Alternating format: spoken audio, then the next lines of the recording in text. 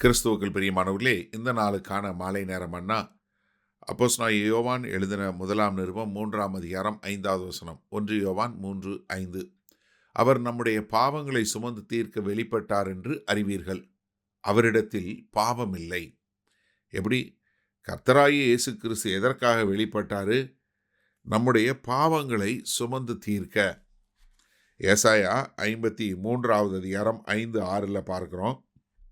நம்முடைய மீறுதல்களின் நிமித்தம் அவர் காயப்பட்டு, நம்முடைய அக்கிரமங்களின் நிமித்தம் அவர் நொறுக்கப்பட்டார். நமக்கு சமாதானத்தை உண்டு பண்ணும் ஆக்கினை அவர் மேல் வந்தது. அவருடைய தழும்புகளால் குணமாகிறோம். நாம் எல்லோரும் ஆடுகளைப் போல வழி தப்பி திரிந்து அவனவன் தன் வழியிலே போனோம். கர்த்தரோ நம் எல்லாருடைய அக்கிரமத்தையும் அவர் மேல் விழப்பண்ணார்.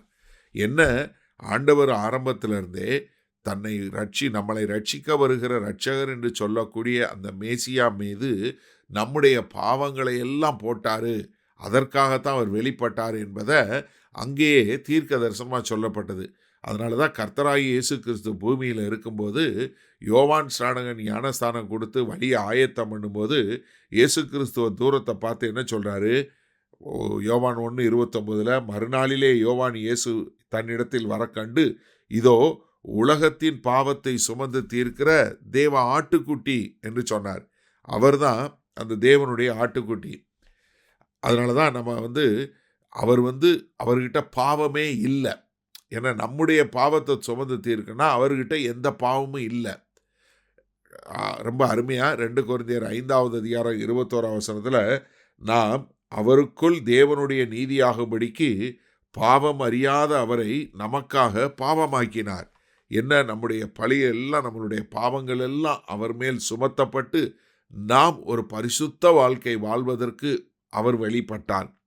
எபிரேயர் 9வது அதிகாரம் 26வது வசனம் இப்படியாய் சொல்லுகிறது, உலகம் உண்டானது முதற்கொண்டு அவர் அநேகந்தரம் பாடுபட வேண்டியதாக இருக்குமே, அப்படியல்ல, அவர் தம்மை தாமே பலியிடுகிறதுனாலே பாவங்களை நீக்கும் பொருட்டாக இந்த கடைசி காலத்தில் ஒரே தரம் வெளிப்பட்டார். ஏன்னா அங்கே பழைய ஏற்பாட்டில் அவங்க ஒவ்வொரு வருஷமும் பலி செலுத்தி கொண்டே இருந்தாங்க. ஆனால் அங்கே அதுக்கப்புறம் கர்த்தராகிய இயேசு கிறிஸ்து வெளிப்பட்டு எப்படி ஒரே முறை தம்மை தாமே பலி கொடுத்ததுனால முழு பாவத்தையும், மொத்த உலகத்தினுடைய பாவம் முழுவதும் அவர் மேலே போடப்பட்டு அவர் என்ன பண்ணார்? ஒரு பாவம் அறியாத அவர் நம்முடைய பாவங்களுக்காக பலியானார். அதன் மூலமாய் நாம் அவருடைய நீதியை பெற்றுக்கொள்ளக்கூடிய ஒரு காரியம். அதனால தான் யோவான் இந்த இந்த நிருபத்தை ஆரம்பிக்கும் போதே 1 யோவான் 1:2 என்ன சொன்னார்? அந்த ஜீவன் வெளிப்பட்டது, பிதாவினிடத்திலிருந்து எங்களுக்கு வெளிப்பட்டதுமான அந்த நித்தியமாய் இருக்கிற அந்த ஜீவனை நாங்கள் கண்டு. எதுக்காக வெளிப்பட்டார்? உங்களுக்கும் எனக்கும் அந்த நித்திய ஜீவனை கொடுக்கும் விதமாக அவர் வெளிப்பட்டார். சரி, இதனால் இந்த வசனத்தை நம்ம எப்படி எடுத்துக்கொள்வது? அதாவது பழைய ஏற்பாட்டில் ஒவ்வொருத்தருடைய பாவத்திற்கான பலி என்ன செலுத்தப்படணும் ஒவ்வொரு வருஷமும். அப்போ ஒரு ஆட்டுக்கடாவை எடுத்து கொண்டு போய் அவன் ஆசாரியன் முன்னாடி கொடுத்த போது அந்த ஆசாரியன் என்ன பண்ணுவார்? அந்த ஆட்டுக்கடாவை நல்லா சோதனை பண்ணி பார்த்துட்டு, அந்த ஆட்டுக்கடா முழுமையாக இருக்குதா, அதற்கு கண்ணு நல்லா தெரியுதா, காது நல்லா இருக்கா, காலு நல்லா இருக்கா, அதில் எந்த ஒரு பழுதும் இல்லையே என்று பார்த்து விட்டுட்டு என்ன செய்வார்? உங்களுடைய கையை அந்த ஆடு மேலே வைக்க சொல்வார். அப்போ உங்களுடைய பாவமெல்லாம் அந்த ஆட்டுக்கு போயிடும். அந்த ஆட்டினுடைய பச்சைத்தன்மை உங்கள் மேலே வந்துடும். அப்போ உங்கள் சார்பாக அந்த ஆடு பலியிடப்படும். இது ஒரு வருஷத்துக்கு ஒரு முறை செய்யப்படும். ஆனால் இன்றைக்கு இப்படி ஆயிடுச்சு. கர்த்தராகிய இயேசு கிறிஸ்து வந்தார். அவர் வருஷம் பலி செலுத்த தேவையில்லை. அவர் தம்மை தாமே இந்த மொத்த உலகத்தின் பாவத்திற்காக அந்த பரிசுத்த தேவனே மாம்சமாக வந்து உங்களுக்காக எனக்காக முழுமையாக அடிக்கப்பட்டார்.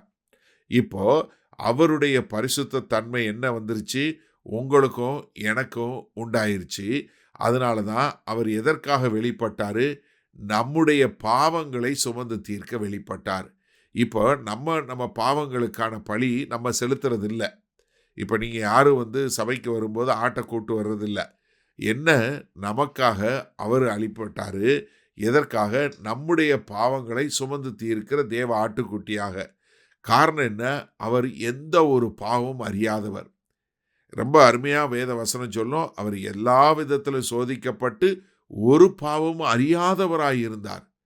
பாவம் பண்ணாதவர் மாத்திரம் இல்ல, பாவத்தையே அறியாத அந்த பரிசுத்த தேவனா இருந்தாரு. அதன் மூலமாய் நம்ம என்ன பண்ணோம்?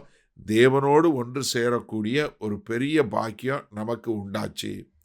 அப்போ இன்னைக்கு நீங்களும் நானும் அந்த பரிசுத்த தேவனோடு எந்நேரம் சஞ்சரித்திருப்பதற்கு நமக்கு வழிவகுத்தது யாரு? கர்த்தராகிய இயேசு கிறிஸ்து. அல்லேலூயா. வல்ல பிதாவே, இந்த அருமையான நல்ல நாளுக்காய் நன்றி.